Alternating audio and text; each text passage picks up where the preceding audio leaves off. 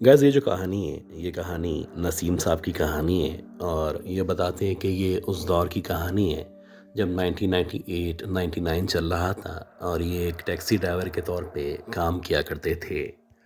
इनका जो ताल्लुक था वैसे इंडिया के एक छोटे से गांव से था, लेकिन ये काम के सिलसिले में अपने गांव से कुछ फासले पे जो एक छोटा शहर मौजूद था, वहाँ पे ना सिर्फ शिफ्ट हो गए थे, बल्कि वहाँ पे एक छोटी सी आर्जी रिहाइश का इंतज़ाम कर रखा था। अब क्योंकि ये जो टैक्सी थी, ज़ाहिर सी बात है किराए की टैक्सी थी, तो इसका किराया देना होता था। तो ये बताते मैं कोशिश करता कि 12, 15 और कभी-कभी 16 घंटे टैक्सी चलाऊँ, ताकि एक तो इसका किराया निकल सके और दूसरे ये है कि कुछ कमा के अपने घर वालों के लिए भेज सकूँ। वैसे शुरू-शुरू में जो राइड्स मुझे मिला करती वो विदिन सिटी होती या ज़्यादा से ज़्यादा बॉर्डर के पास जो एक दूसरा छोटा कस्बा मौजूद था, वहाँ पे जाना होता और वहाँ से वापसी हो जाती। लेकिन ये जो कस्बा था जो कि बॉर्डर के साथ मौजूद था, इसका जो तकरीबन 4 या 5 किलोमीटर का हिस्सा था, ये एक ऐसा सुनसान हिस्सा था जहाँ पे एक तरफ बॉर्डर मौजूद था, जबकि दूसरी तरफ यानी जहाँ पे हमारा मुल्क था वहाँ पे एक पुराना कब्रिस्तान था और कहा जाता था कि ये 400-500 साल पुराना कब्रिस्तान है, जिसे बाद में बंद कर दिया गया था। वैसे आम तौर पे मेरी कोशिश होती कि इस एरिया की जो कि कब्रिस्तान वाला हिस्सा था राइड्स ना लूँ, क्योंकि इस हिस्से के बारे में बहुत सारे किस्से, बहुत सारी कहानियाँ मैंने सुन रखी थी। लेकिन कभी-कभी आपकी किस्मत में वो लिखा होता है जिससे आप बचना चाहते हैं या जो आप हरगिज़ नहीं करना चाहते। तो वैसे ही एक राइड थी जो कि बेसिकली एक फैमिली की राइड थी और वो इमरजेंसी में थे, यानी कि उनकी फैमिली में एक बच्ची की तबीयत ख़राब थी। तो मुझे ना चाहते हुए भी उनके साथ उस एरिया के बाहर जाना पड़ा। खैर मैंने जब इस फैमिली को इनकी मंजिल पे ड्रॉप किया तो रात के तकरीबन पौने एक बजे का टाइम था। शदीद सर्दी हो रही थी और मैं चाहता था यहाँ से भगाता हुआ, ख़ास तौर पे ये जो कब्रिस्तान वाला रास्ता है, यहाँ से गुज़र जाऊँ ताकि मुझे किसी भी किस्म की मुश्किल का सामना ना करना पड़े।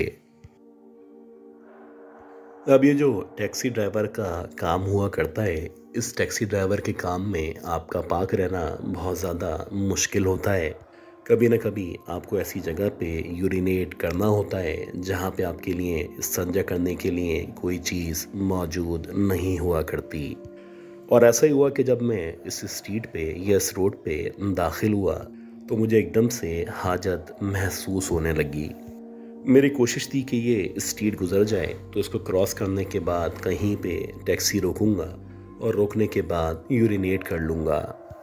लेकिन मुश्किल से 15-20 सेकंड के अंदर अंदर मेरी हालत इस कदर ख़राब हो चुकी थी कि अगर मैं नहीं रुकता या बाहर नहीं निकलता तो हो सकता है कि मेरी टैक्सी या मेरी सीट गंदी हो जाती। खैर मैंने टैक्सी को एक जगह रुका, रोकने के बाद बाहर निकला और जाके यूरिनेट करने लगा।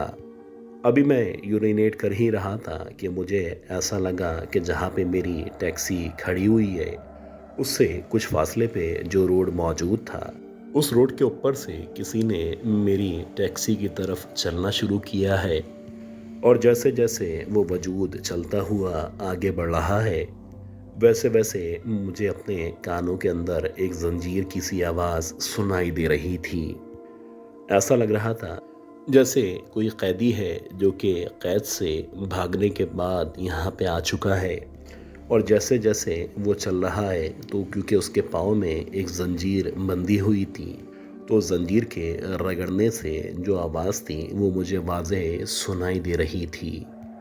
एक अजीब कन्फ्यूजन थी कि इतनी रात में इस अंधेरी जगह पे, जहाँ पे एक तरफ कब्रिस्तान भी मौजूद था, किसी का इधर मौजूद होना और इस तरह से चलते हुए आना, अगर वाकई में कोई कैदी भी था तो इतनी रात में इस रोड पे कैसे आया था। खैर मैंने जल्दी से यूरिनेट किया और मैं खड़ा हुआ और मैंने उस तरफ देखना शुरू कर दिया जहाँ से मुझे अपने कानों में आवाज़ सुनाई दे रही थी। मैंने जब देखा तो वो कोई कैदी नहीं था, ऐसा लग रहा था जैसे एक औरत जो कि बहुत ही लंबी, बहुत ही पतली दुबली सी औरत है, जिसने शायद सफ़ेद कलर की साड़ी पहन रखी थी। वो रोड के दूसरी तरफ से, यानी जिस सिमत में मुझे बढ़ना था, मेरी टैक्सी की तरफ बढ़ती चली आ रही थी। अब ऐसा लग रहा था जैसे ये जो जंजीर की आवाज़ थी, ये पायल या घुंघरू की आवाज़ में तब्दील हो चुकी है, और इस औरत ने शायद अपने पैरों के अंदर पायल या घुंघरू पहन रखे हैं। जैसे जैसे ये मज़ीद आगे बढ़ रही थी, कुछ अजीब सी बदबू सी मुझे फ़िज़ा के अंदर महसूस हो रही थी। ऐसा लग रहा था जैसे एक ताफुन सा है जो मुसलसल उठ रहा है, जैसे कि गोश्त को जलाया जा रहा हो या फिर गोश्त सड़ रहा हो। अच्छा, अजीब बात ये थी कि जैसे जैसे वो औरत मज़ीद आगे आ रही थी, मुझे उसके क़द के अंदर इजाफ़ा महसूस हो रहा था। एक तो वो वैसे भी इतनी पतली दुबली सी औरत थी, और फिर जिस तरह से वो आगे बढ़ रही थी, मुझे लग रहा था देखते ही देखते उसका कद 1 या 1.5 फीट मज़ीद बढ़ चुका है। खैर, मैं जल्दी से गाड़ी यानी टैक्सी के अंदर भागा और मैंने जाके गाड़ी को स्टार्ट किया, और जैसे ही गाड़ी स्टार्ट हुई तो गाड़ी की जब रोशनी उस औरत के ऊपर पड़ी, तो हैरानकुन बात ये थी कि जैसे ही गाड़ी की लाइट्स ऑन हुई, तो बजाय इसके कि वो जो भी औरत थी मुझे मज़ीद वाज़े तौर पे दिखाई देती, अब ऐसा लग रहा था जैसे वो हवा के अंदर तहलील हो चुकी है, या उसका वजूद यहाँ पे मौजूद ही नहीं है। आप यकीन करें कि मैंने जब दोबारा से लाइट्स को बंद किया, तो मुझे ऐसा लगा वो दोबारा से आगे बढ़ती हुई मेरी तरफ आती चली जा रही है, और जब मैंने लाइट्स ऑन की फिर वो दोबारा से गायब हो चुकी थी। खैर, अब मुझे अंदाज़ा हो चुका था कम से कम ये जो मखलूक मुझे लाइट के खोलने पे दिखाई नहीं दे रही है, ये सरासर एक छलावा है या फिर एक चुड़ैल है।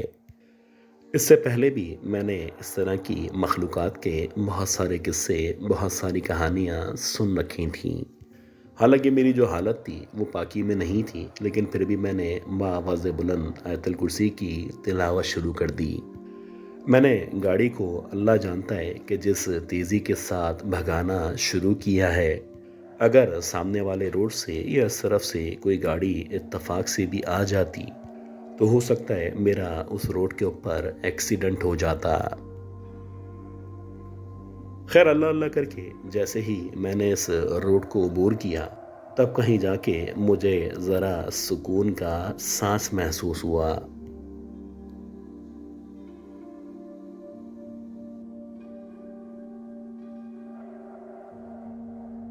अच्छा गाइस, उम्मीद करता हूँ ये जो पहली स्टोरी थी, ये कहानी, ये स्टोरी आपको ज़रूर पसंद आई होगी। अब हम चलते हैं आज की दूसरी बहुत ही खौफनाक कहानी की तरफ, और मैं उम्मीद करता हूँ कि आपने अब तक इस ऑडियो को, इस वीडियो को लाइक ज़रूर कर दिया होगा।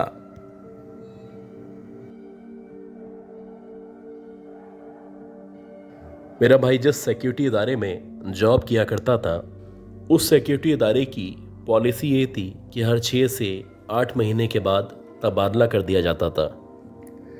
तकरीबन पाकिस्तान के सारे शहरों में मैं, मेरी मदर और मेरा भाई रह चुके थे। हमारी फैमिली में टोटल 3 अफराद थे। जब मैं छोटी सी थी तो उसी दौरानिए में मेरे फादर का इंतकाल हो चुका था। खैर, अल्लाह का शुक्र है कि मेरे भाई ने मेहनत की, स्ट्रगल की और बहुत अच्छी तालीम हासिल की, और उसकी बदौलत उसको इस सिक्योरिटी इदारे में बहुत अच्छी पोस्ट मिल चुकी थी। इसी तरह 2001 चल रहा था, और मेरे भाई की जो पोस्टिंग थी वो कराची से तकरीबन 50 किलोमीटर दूर एक पॉइंट मौजूद था, वहाँ पे कर दी गई थी। अब जहाँ पे हमें रिहाइश अख्तियार करनी थी, बेसिकली यहाँ पे क्वार्टर्स मौजूद थे, और जो क्वार्टर हमें मिला था उसका जो स्ट्रक्चर था वो कुछ इस तरह से था कि जब आप क्वार्टर के अंदर एंटर हुआ करते हैं तो एंटर होते ही सामने एक सहन मौजूद था, जबकि लेफ़्ट साइड पे 3 कमरे मौजूद थे और राइट साइड पे सीढ़ियाँ मौजूद थी। यानी अगर आपको ऊपर जाना हो, छत पे जाना हो, तो उसका भी रास्ता मौजूद था।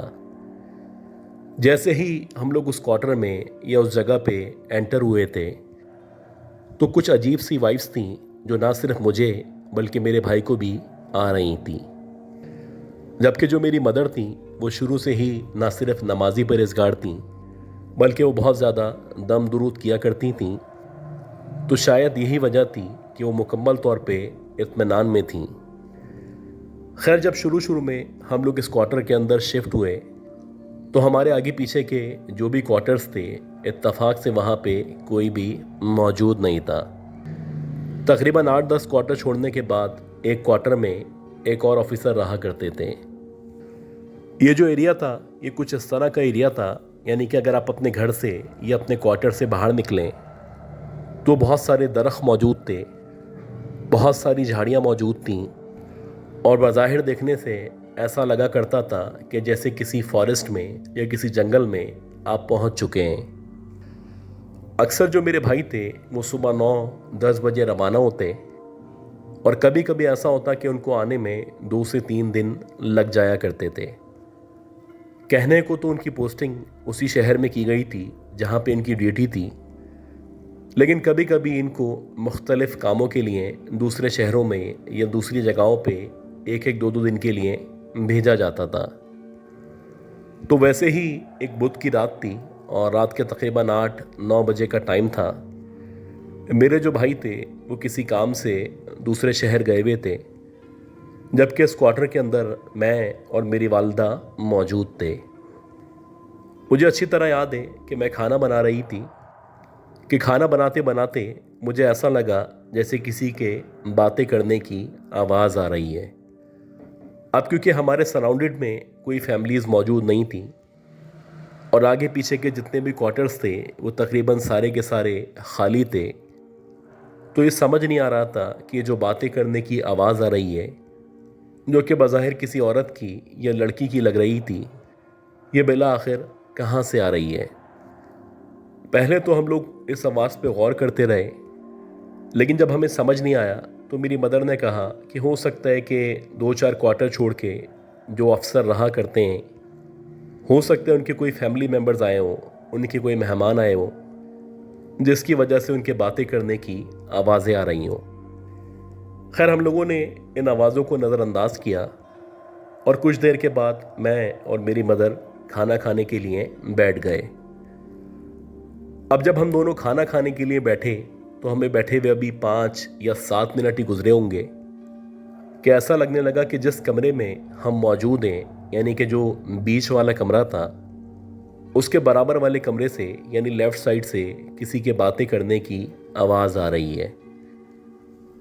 अब शुरू में मुझे ऐसा लगा कि शायद मेरा वहम है, लेकिन मेरी मदर का भी यही ख्याल था कि ये जो आवाज़ आ रही है ये बिल्कुल बराबर में से आ रही है। बहरहाल, जैसे ही हमें आवाज़ महसूस हुई तो खाने पे से एकदम से हमारा जो दिल था वो उचाट हो चुका था। मैं अपनी मदर के हमरा बाहर निकली और बाहर निकल के जो बराबर वाला कमरा था उसकी तरफ बढ़ने लगी। जैसे जैसे हम लोग उस कमरे के करीब पहुंच रहे थे या दरवाजे के बिल्कुल करीब पहुंचने वाले थे, तो अब हमें लग रहा था जैसे 2 औरतें अंदर मौजूद हैं और आपस में बातें कर रही हैं। ये जो ज़बान थी ये ना उर्दू ज़बान थी, ना ही इंग्लिश थी और ना ही कोई रीजनल लैंग्वेज थी। ये दोनों औरतें जिस ज़बान में बात कर रही थी ये कम से कम ऐसी ज़बान थी जो हमने इससे पहले नहीं सुनी हुई थी।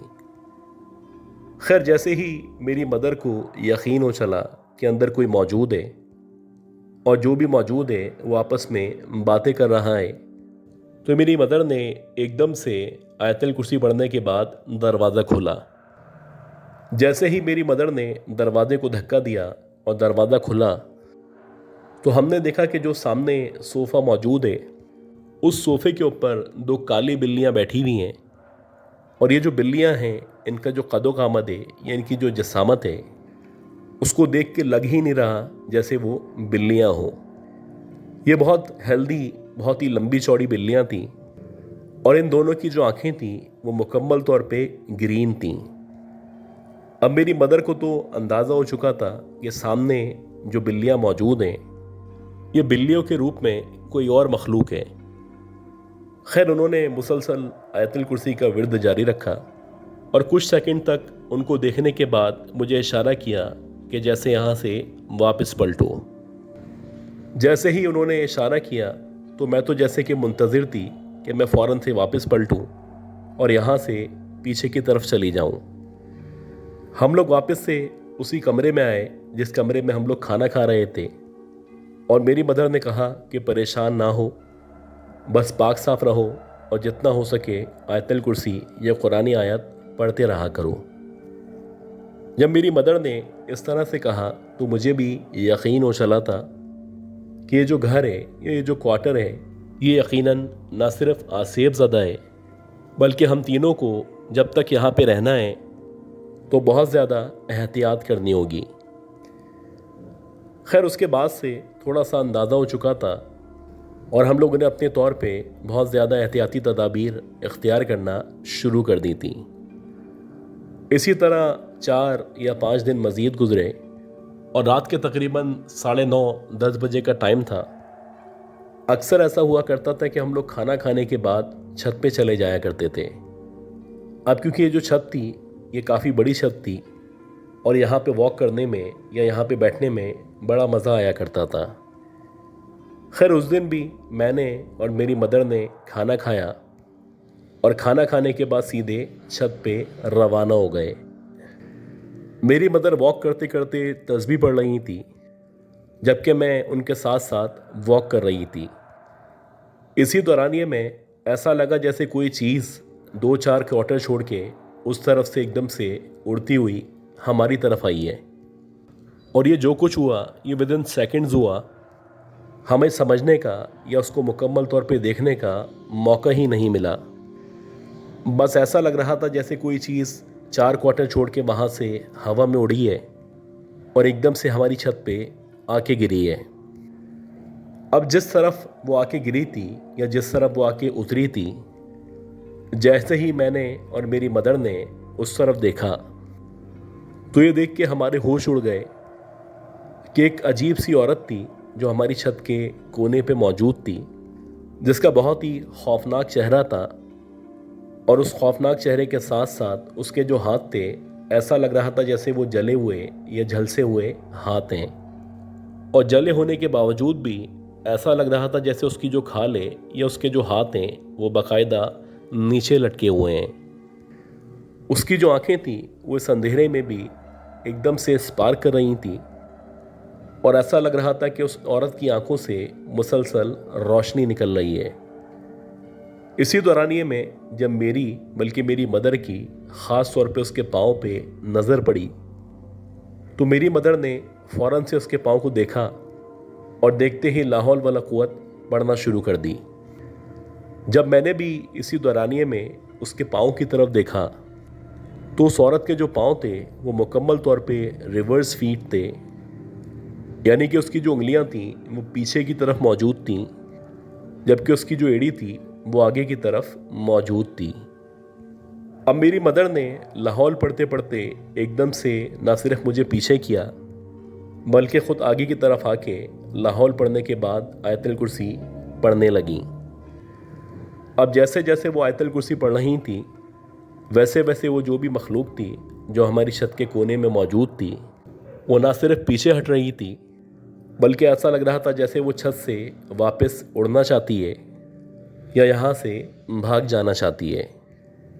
खैर, मुसलसल तिलावत करने के बाद तकरीबन 2 मिनट तक ये सिलसिला जारी रहा और वो जो भी चुड़ैल थी या जो भी मखलूक थी देखते ही देखते दोबारा से एकदम हवा में उड़ी और ना सिर्फ हवा में उड़ी बल्कि देखते ही देखते यहाँ से गायब हो गई। अब जब वो वहाँ से गायब हुई तो मेरी मदर ने मुझे बहुत ज़्यादा संभाला क्योंकि मैं बहुत ज़्यादा खौफ का शिकार थी और आप कह सकते हैं कि मैंने बाकायदा रोना शुरू कर दिया था। खैर, जब हम लोग नीचे आए तो तकरीबन 1 से 1.5 घंटे तक मेरी हालत बहुत ज़्यादा गैर हो चुकी थी। खैर, आहिस्ता आहिस्ता मुसलसल दम दुरूद करने की वजह से बतदरीज मेरी जो हालत थी वो बेहतर हो गई। अब ये जो 2 वाक़यात थे ये इस कदर खौफनाक वाक़यात थे कि अगर आप किसी से शेयर करें तो वो इस पे यकीन ना करे। और ऐसा ही था कि जब हम अपने भाई से इन वाक़यात का ज़िक्र किया करते थे तो वो कहते थे कि ये सब किताबी बातें हैं, ऐसा कैसे हो सकता है आपने कोई ख्वाब देखा हो या आप लोगों का वहम हो।